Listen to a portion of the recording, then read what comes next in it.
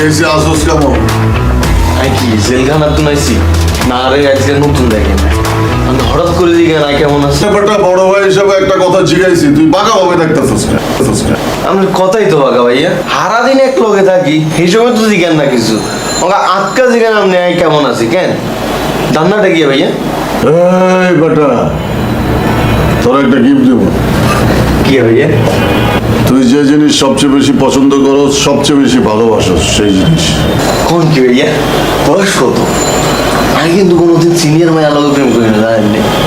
ও কি সামনাসামনি পরিচয় করে দিবেন না মোবাইল নাম্বার দিবেন? এই বেটা, সুযোগ পাইলে মাথায় উঠে যাস না। তোর কি আমি কইছি কোনো মায়া গিফট দিব?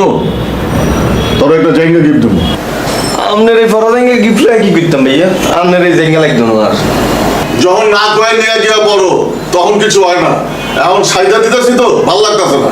একবার কিলে যে আমরা জায়গা একটা খুঁজছি, আপনি বারবার এই ঘোড়াটা দেন। এই ঘরের মধ্যে যে কটা জায়গা ঝুলানো আছে, এখান থেকে যেটা তোর পছন্দ হয় ওটা লয়ে যা। ঠিক আছে, একটা শর্ত আছে। আবার কি শর্ত ভাইয়া? তুই আমার একটা অভিশাপ দিছিলি, ওটা ফিরে লয়ে যা। আপনি জানি কি অভিশাপ দিয়েছে ভাইয়া?